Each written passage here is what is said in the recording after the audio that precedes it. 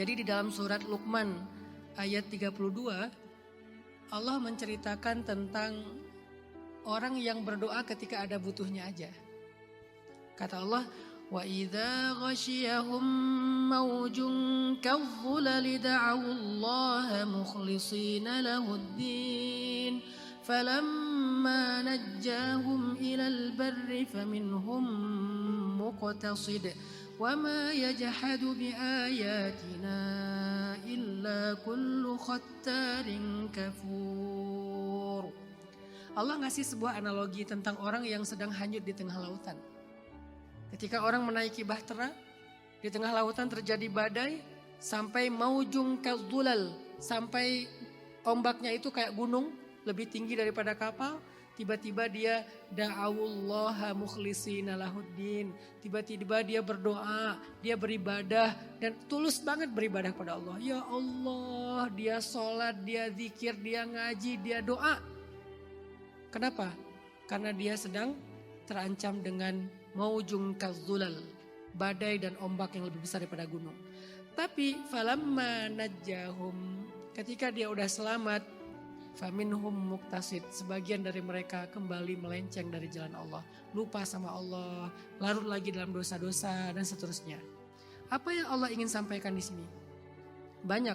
Salah satunya adalah walaupun Allah tahu hamba ini nanti kalau selamat akan berbuat dosa lagi, tapi saat dia berdoa, Allah mengabulkan doanya. Sebaik itu Allah sama kita.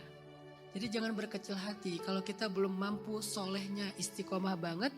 Minimal saat kita lagi dalam keadaan susah kita soleh, ya udah coba manfaatkan dulu aja momentum itu untuk soleh. Siapa tahu keterusan nanti.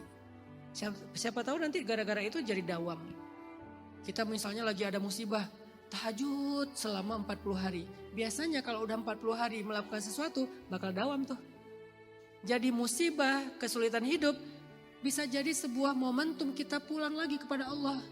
Dan memang manusia kadang-kadang harus diingatkan dengan cara kayak gitu.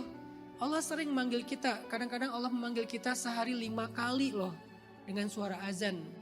Tapi kita gak datang. Subuh dipanggil as-salatu khairum minan naum. Langsung tarik selimut. Seolah-olah an-naum khairum minas shalah. Tidur lebih baik daripada sholat ya. Allah panggil kita, ibaratnya Allah nelpon kita, kita reject. Zuhur dipanggil lagi. Hayya 'alas shalah.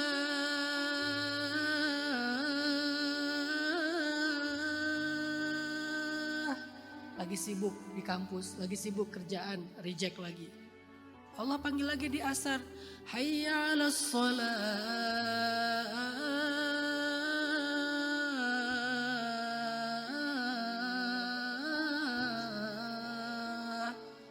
Lagi di jalan baru pulang, reject lagi. Allah panggil lagi maghrib.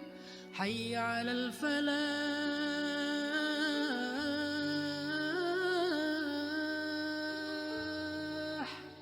Baru juga sampai rumah, mau mandi dulu, reject lagi.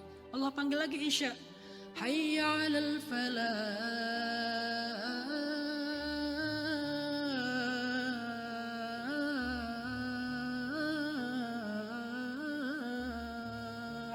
Baru mau makan malam, reject lagi.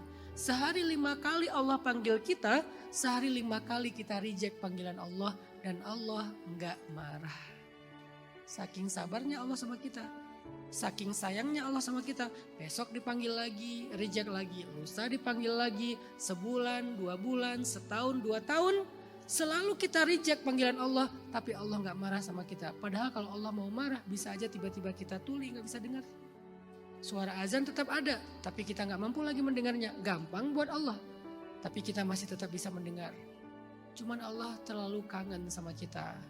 Ketika kita gak bisa datang dengan cara dipanggil azan, maka Allah memanggil kita dengan memberikan sedikit ujian. Biasanya kalau udah diuji, pulang tuh. Kapan terakhir kita tahajud? Lagi banyak masalah. Kapan terakhir kita doanya panjang? Lagi banyak masalah. Kapan terakhir kita pakai tasbih digital? Sampai error, sampai ke reset lagi tuh. Sehari sampai sekian ribu, lagi banyak masalah. Kapan terakhir kita sholat dengan bacaan yang panjang? Biasanya setiap sholat pasti bacanya Al-Ikhlas, An-Nas, Al-Ikhlas, Al-Falak. Tiba-tiba sekarang Al-Baqarah. Waladhdallin. Amin. Alif Lam Mim. Al-Baqarah. Kenapa? Lagi banyak masalah. Zalikal. Alif Lam Mim. Zalikal. Alif Lam Mim. Zalikal. Qul huwallahu ahad. Balik lagi ke qul huwallahu ahad. Mentok soalnya, hafalannya segitu-segitu aja.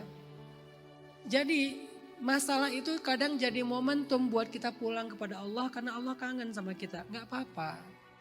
Memang manusia itu transaksional. Yang membedakan mereka adalah setelahnya.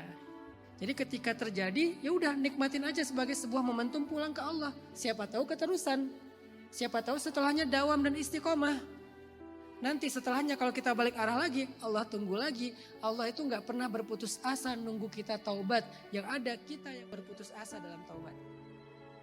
Kita 1000 kali berbuat dosa, 1000 kali kita bertaubat, 1000 kali Allah mengampuni dan menerima taubat kita. Sepanjang hidup kita berbuat dosa, sepanjang hidup berulang kali kita minta ampun dan dosa lagi, minta ampun, dosa lagi.